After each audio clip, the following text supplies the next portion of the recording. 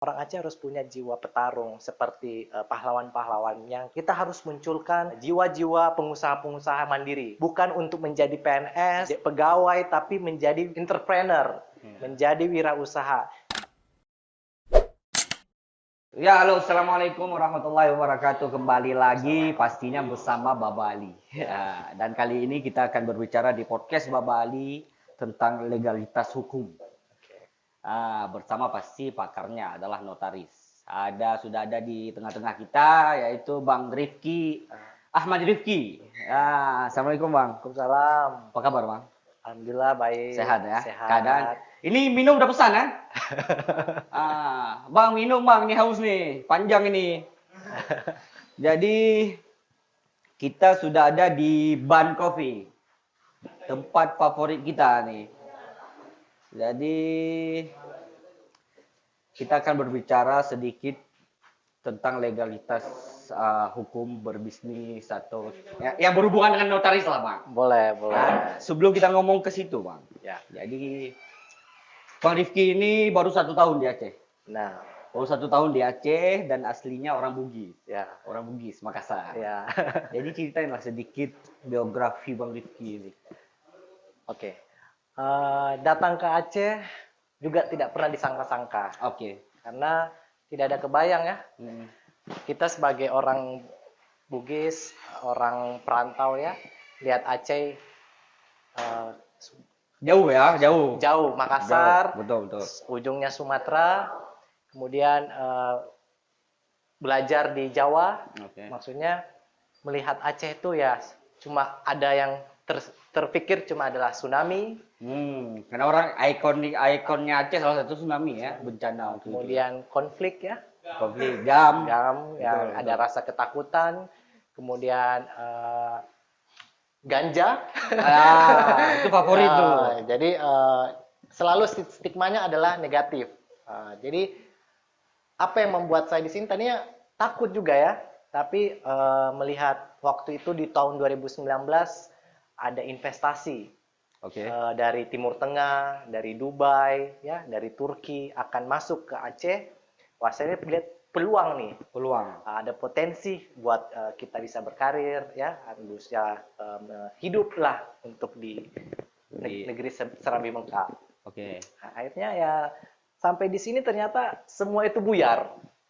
Maksudnya ya ternyata Di luar ekspektasi. di luar ekspektasi, tidak seperti yang kita perkirakan, yang saya perkirakan. Semua makanannya enak. Mie Aceh ini gimana? Mie Acehnya enak banget. Semua mie Aceh udah pernah saya coba. Di Oke. Aceh semua saya coba satu-satu. Semua beberapa ada yang favorit ya. Semuanya enak. Makanan-makanan kulinernya, kuenya, masyarakatnya pun semua ramah. Oke. Ya, jadi Jadi berarti tahun 2019. 2019 berarti ini mau 2 tahun ya? 1 tahun 3 bulan. Maret. Oh, pas Maret. COVID. Maret 1 tahun 3 bulan. Ya, Gimana perkembangan udah bisa? Dia bahasa Aceh dulu nih. belum bisa. Belum bisa. Baru bisa haba, kalebu. Ya, Oke. londron. Londron. Ya, Jadi orang Bugis di Aceh gitulah ceritanya. Memang banyak orang mengira ini memang kita wilayah konflik. ya, Tapi sekarang 2021, Ya. Bang Rifki. ya, Jadi kondisi dan keadaan setelah tsunami berubah semua itu. ya. Makin hari ini Aceh sudah sangat maju. Ya. Gimana Bang Rifki setuju? Aceh hari ini. Benar. Maksudnya saya agak terkagum ya sejak tsunami 2004 melihat perkembangan masyarakatnya, pembangunannya semua tertata dengan rapi. Oke. Itu berarti menunjukkan bahwa orang Aceh ingin bangkit. Bangkit. Dan ingin daerahnya itu maju seperti kota-kota lainnya. Oke, kita ulur ke belakang sedikit, Bang. Boleh, Bang. Sebelum ke Aceh, S1-nya Bang Rifki ini di Unpad. Ya, Hukum ya, Unpad ya. Kemudian S2-nya dia memperdalam lagi notaris. Ya. Notaris di UI. ya. Di UI. Terus kenapa memilih kerja, kan sudah 2 ijazah yang besar nih. Ya, 2 universitas yang besar. Kenapa nggak di Jakarta aja sih, di ibu kota? Ya. Duitnya lebih jelas dan lain sebagainya. Kenapa memilih karirnya itu di Aceh? Nah, jadi dulunya kuliah di Jakarta. Kemudian magang, kita wajib magang ya, notaris, magang 2 tahun di Jakarta. Melihat Jakarta tuh sudah serba ada, semuanya ada, Komplit ya. perputarannya ada, hiburannya banyak, Betul, ya, betul, ada betul. bioskop, kuliner, mall, maksudnya teman-teman tanya kenapa ambil Aceh, di sana kan nggak ada mall, Hiburan kita dikit. hiburannya sedikit. Sedikit, tidak ada bioskop juga. Kemudian akan ada syariat Islam. Syariat Islam, Apakah benar, kamu benar. bisa beradaptasi dengan mudah di sana? Saya bilang, justru itu. Saya udah bosan dengan kehidupan hiburan ya, dengan gedung-gedung tinggi, pertemanan yang kehidupan lifestyle yang juga cukup lumayan ya di Jakarta ya. Akhirnya saya butuh sesuatu yang menantang.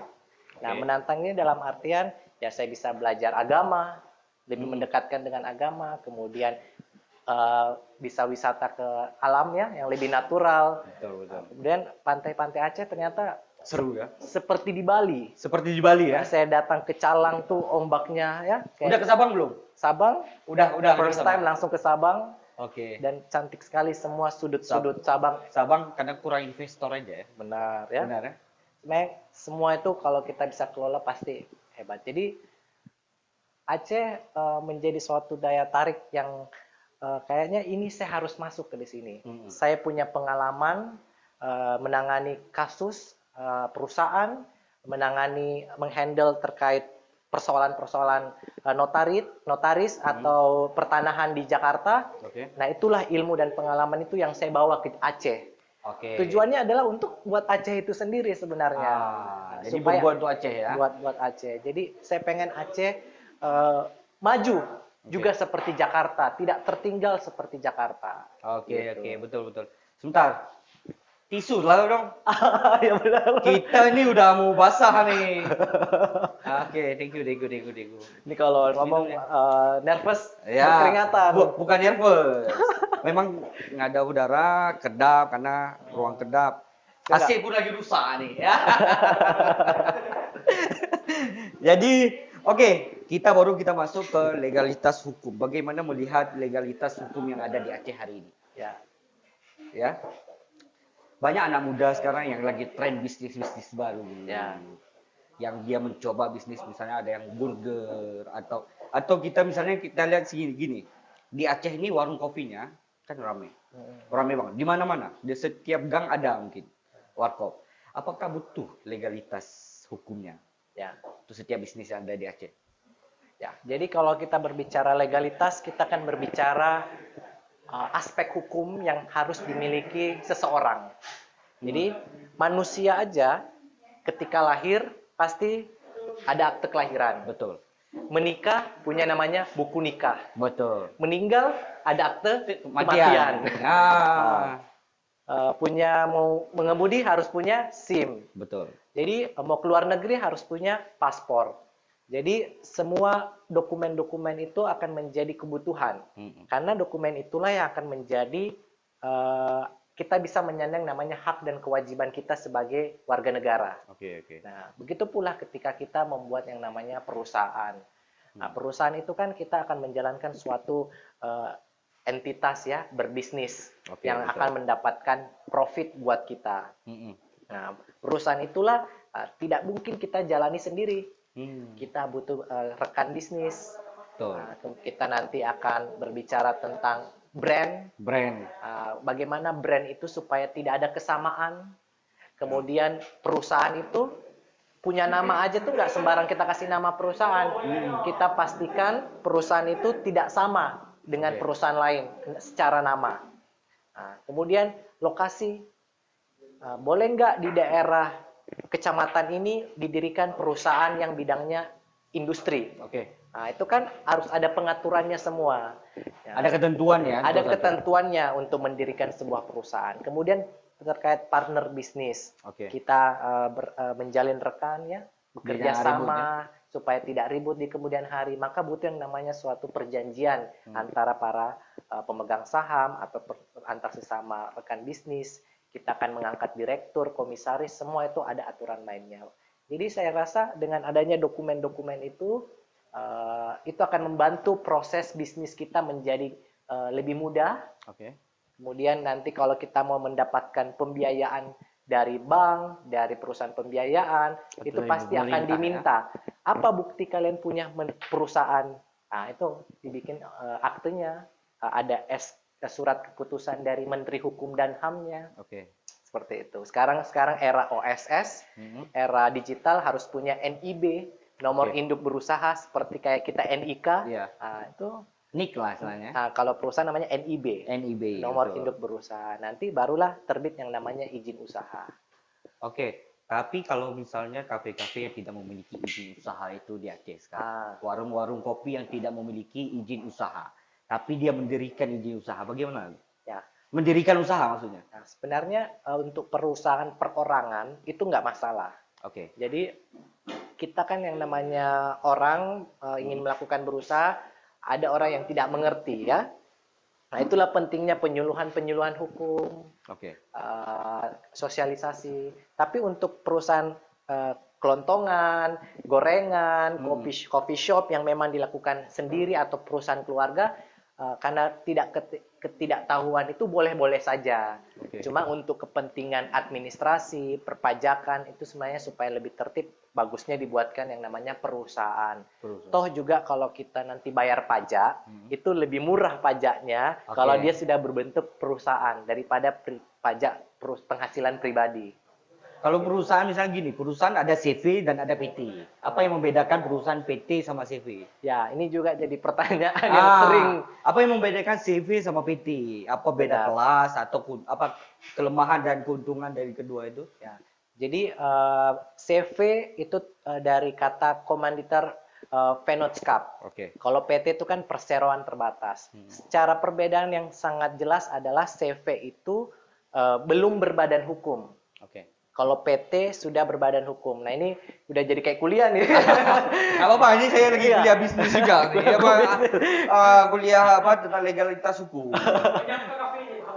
Udah buka kafe, mau lihat nih nama mana yang bisa kita caplok, nggak bisa kita caplok nih. Karena hak cipta kan, kembali ke hak cipta itu kan. Benar ya. Oke, lanjut. Jadi berbicara berbadan hukum dan tidak berbadan hukum, kalau berbadan hukum itu berarti negara mengesahkan. Oke. Jadi kalau PT itu negara sudah mengesahkan perusahaan. Dari segi nama, dari segi siapa direkturnya, komisarisnya, berapa jumlah modalnya, itu semua didaftarkan di sistem yang namanya sistem administrasi hukum umum di bawah naungan Kementerian Hukum dan HAM. Sedangkan CV sebelum tahun 2019 itu hanya didaftarkan di pengadilan. Sampai pengadilan saja. Pengadilan saja. Tapi sekarang wajib juga semua CV itu didaftarkan ke Kementerian Hukum dan HAM, tapi tetap statusnya bukan berbadan hukum. Jadi hanya sifatnya terdaftar saja, bukan disahkan oleh menteri.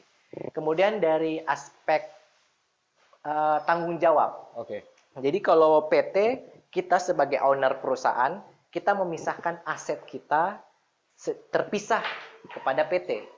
Perusahaan. Jadi ketika nanti perusahaan ini pilot, terkena kasus, maka harta pribadi kita tidak akan diganggu atau tidak ikut kena sitaan sepanjang masih dalam koridor hukum perusahaan. Direkturnya melaksanakan dengan tugasnya. Tapi kalau CV, harta pribadi dengan harta perusahaan itu masih bercampur. Jadi tidak ada pemisahan ya harta. Jadi kalau ada apa-apa, harta pribadi juga kena. Dikena juga, diusut kayak kalau misalnya bermasalah secara hukum atau gimana? Tidak cukup untuk melunasi hutang-hutang CV, maka ditarik juga harta pribadinya. Siapa direktur, siap-siap. Tapi kalau PT tidak cukup, ya pilot. Mekanismenya adalah pilot karena kita memang hanya berinvestasi sebesar saham yang kita masukkan ke dalam perusahaan. Tidak ada hubungan dengan harta pribadi. Saya mau tanya. Boleh. Menurut Pak Riki, masyarakat Aceh ini udah melek hukum nggak? Sebenarnya seberapa melek dan seberapa pentingnya sih melek hukum bisnis ini? Masyarakat Aceh ini. Sebenarnya untuk di kota Banda Aceh sudah cukup melek. Jadi mereka sudah mengerti undang-undang PA, pemerintah Aceh. UPA itu mereka sangat paham sekali UPA, mengkaji secara detail terkait undang-undang PA ya. Jadi itu sudah cukup paham hukum sebenarnya ya. hukum syariat itu sudah hukum juga. Ya, Jadi kanun. Jadi berbicara hukum ya orang Aceh sangat melek yang namanya hukum agama, hukum negara, mereka sangat paham. Kelebihannya justru bisa paham hukum agama lagi ya. Nah, hukum bisnis yang mungkin kita perlu banyak lagi ya, literasi khususnya anak muda supaya ya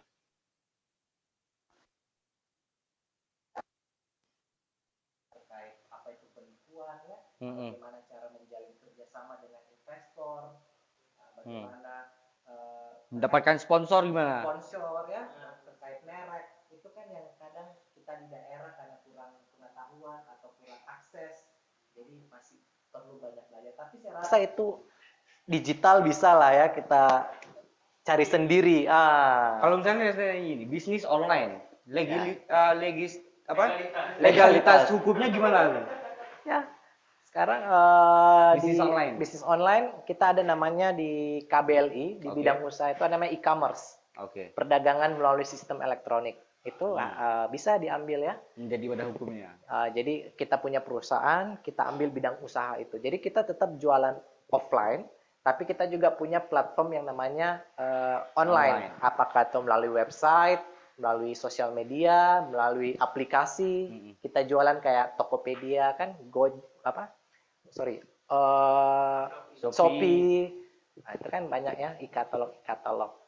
Oke. Jadi ya sedikit kripto gimana itu? Kripto.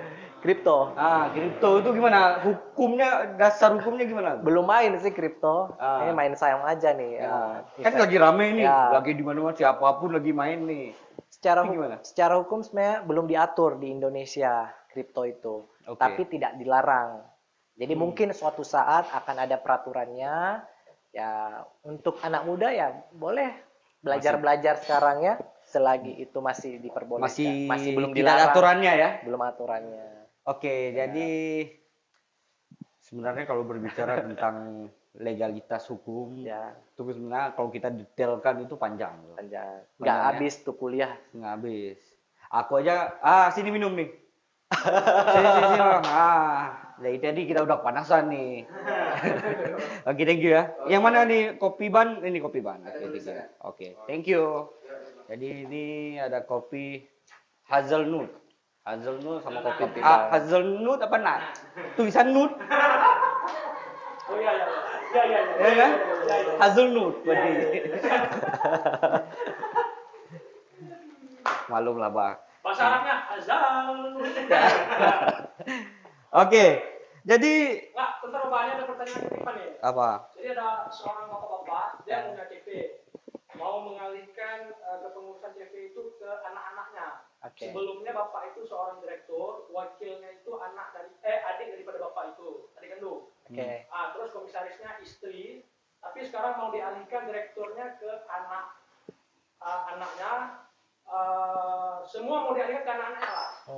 Cuman salah satu wakil direktur itu sudah meninggal, itu gimana syaratnya? Wakil direkturnya siapa? Adik kandung daripada si bapaknya. Paman daripada anak. Jadi berbicara CV itu kan beda sama PT ya. Kalau PT ada saham. Saham itu bisa diwariskan. Nah, ini kita harus cek kalau CV itu wakil direktur tuh apa hanya sebatas jabatan atau dia pesero pasif.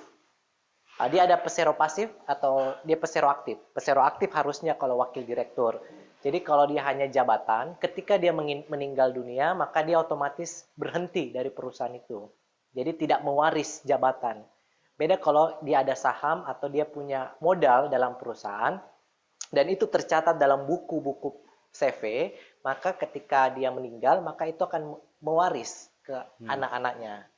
Jadi ya untuk melakukan perubahan-perubahan sekutu aktif dan sekutu pasif, nanti dibuat yang namanya akte perubahan. Nah, itu yang menentukan adalah para sekutu aktif yang masih hidup dan sekutu pasif. Seperti itu. Mengubah akte perubahan saja. Beda. Tadi soalnya kayak soal ujian, Wak. Ya, saya menjawabnya juga kayak serius sekali. Ya, masalahnya ada si A, ada si B. Ini si B masih Kan kayak udah kayak soal ujian. Tapi itu penting karena banyak. Satu lagi misalnya, aku nggak tahu ini ada hubungannya atau tidak. Tapi yang kasus ini tau nggak, yang penggusuran di Pasar Penayung itu, Oh, pasar. pasar yang ingin dialokasikan apa tuh, yang mau dibikin apa? Gimana Bang? Gimana bahasanya? Relokasi, Relokasi ya. yang oleh Pemko, Oke. Pemko Banda Aceh. Itu gimana tuh? Hukum tanah, kan tanah nih. Hukum tanahnya gimana tuh? Ya. Jadi berbicara kepentingan umum lah Oke. bahasanya. Jadi pemerintah tuh kan pasti menggusur itu ada maksudnya. Oke. Apakah ingin dibuat pasar yang lebih bagus di situ atau dia ingin membuat jalan? Nah, kalau dia merupakan warga atau memang kita sebagai pemilik punya dasar kepemilikan terkait lahan tersebut, sertifikat, kita berhak untuk mengajukan gugatan Oke. atau paling tidak ganti rugi. Nah, tapi mau nggak mau karena ini demi kepentingan umum, kita harus menyerahkan itu kepada negara. Nah, itu Oke. memang boleh negara melakukan penggusuran karena itu semua demi kepentingan umum.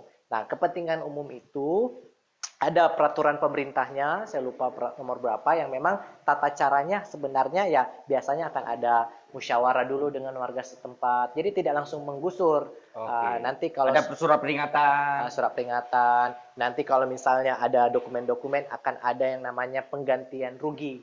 Oke. Negara akan memberikan ganti rugi, ya. Apakah dikasihkan tempat baru atau dikasih uang atau apapun itu ya harus jelas bagi si pemilik tanah. Oke. Ganti untung ya. Karena kan setiap era pemerintah itu kan punya kebijakan, apalagi untuk menata kota ya. Betul. Kalau kota itu memang dirasa sudah tidak bagus ya atau sudah ini ditata yang lebih baik ya dia punya kewenangan terkait itu. Berarti secara hukum sah negara melakukan itu ya. Jadi untuk saudara-saudara kita yang di Penayung ya, bersabarlah dan pindahlah ke Almahira. Bukannya mau pindah ke daerah Lamdingin ya? Apa? Lamdingin, Lamdingin ya. ya? Lamdingin daerah. Udah ada lampu-lampu ya sekarang. Oh, dalam lampunya. Ya. Dan semoga lebih luas ya. Untuk jodoh gimana? Udah dapat orang Aceh? Ini pertanyaan Enggak, beneran atau belum? Enggak. Bukan. Ya, misalnya gini. Gimana hari ini di Aceh apa yang akan dilakukan untuk berapa lama akan di Aceh? Kalau dapat jodoh orang Aceh ya selama-lamanya. Iya kan? Karena katanya orang Aceh nggak mau dibawa keluar. Udah ada orangnya belum? Masalahnya itu yang jadi pertanyaan. Hah? Untuk Tinggal ditulis aja nomor telepon sama Instagramnya. ya, untuk inong-inong gedanya wah, nampak abang ganteng si rawanya. Be sampai balik Abangnya udah Makassar. belum?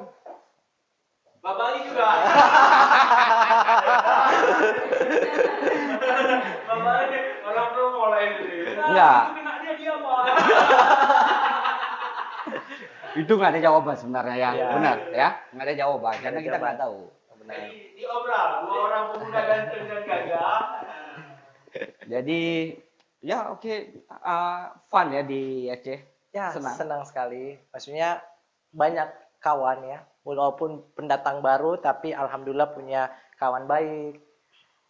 Jadi ya senang lah karena kita enjoy semua apapun kita lakukan dengan bahagia, dengan positive thinking, Yes. dengan pemikiran maju ya semua apapun kita senang. Gimana apa yang ingin disampaikan tuh anak-anak muda? Ini dari sudut pandang ya, dari sudut pandang orang di luar Aceh ini terhadap yang sudah terlibat, terjun ke masyarakat, dia sudah melihat, sudah tahu karakter, sudah tahu gimana pola pikir, yang gimana yang ingin disampaikan ke anak muda? Jadi anak muda Aceh ini banyak tipikalnya. Oke. Saya ketemu ada beberapa banyak orang di Aceh. Kebetulan orang pertama yang saya temui adalah anak muda, Oke. masih kuliah, dia mau maju. Mm-mm. Cita-citanya ingin menjadi gubernur Aceh, ingin memimpin Aceh. Saya baru menemukan anak muda seperti itu yang Saya punya bukan, Bu. positive thinking. Ya? Bukan saya. Bukan. Babali kemarin wali kota. Oh ya, wali kota ya. Jadi semangat untuk melakukan perubahan itu ada. Jadi saya bilang, saya akan bantu. Misalnya kamu harus bikin komunitas, bikin perkumpulan ya. Dari segi aspek hukum akan kita bantu. Kamu adakanlah kegiatan-kegiatan yang memang menjaring masyarakat anak-anak muda supaya melakukan edukasi-edukasi, berpikir kritis. Yes. Jadi tidak hanya terbelenggu yang namanya kenyamanan ya, zona nyaman. Karena saya lihat di Aceh ini sangat nyaman untuk hidup. Itu hidup sangat nyaman ya? Sangat nyaman, semua ada. Kemudian dia jadi tidak bisa untuk hidup mandiri. Tapi hiburan malam ada di sini. Ya, Itu gimana? nyamannya berarti ya cukup dengan ngopi, main game, ya kan? Bukan dengan hiburan malam ya? Bukan dengan hiburan malam, ya zona nyaman orang Aceh berbeda, saya bilang kan. Saya bilang orang Aceh harus punya jiwa petarung seperti pahlawan-pahlawan yang kemarin. Harus punya jiwa mandiri. Mandiri itu dalam artian tidak berharap dari pemerintah. Karena kita lihatlah perspektif ya, kita tahu berharap dari dana-dana otsus, Betul. dari proyek-proyek pemerintah. Betul. Kita harus munculkan jiwa-jiwa pengusaha-pengusaha mandiri, pengusaha-pengusaha baru, bukan untuk menjadi PNS, pegawai, tapi menjadi entrepreneur, menjadi wirausaha. Itu yang saya belum lihat anak muda dari sekarang. Makanya banyak anak muda yang saya dorong bikin perusahaan. Jangan mau kerja di tempat orang cuma sebatas karyawan gaji seberapa, tapi berani aja dulu bikin perusahaan apapun bidang usaha, warung kopi, bisnis berdagang, distributor ekspor impor, kontraktor, developer, punya perumahan gitu kan, ya itu kan sesuatu yang luar biasa dan kita bisa anak muda sukses di bawah umur 30 tahun itu pasti hebat sekali, apalagi orang Aceh. UMKM, maksudnya anak muda harus bisa lah menjadi perusahaan-perusahaan besar suatu saat. Kita mulai dengan perusahaan-perusahaan kecil, UMKM ya, CV, PT, modal-modal kecil. Jadi seperti itu. Oke.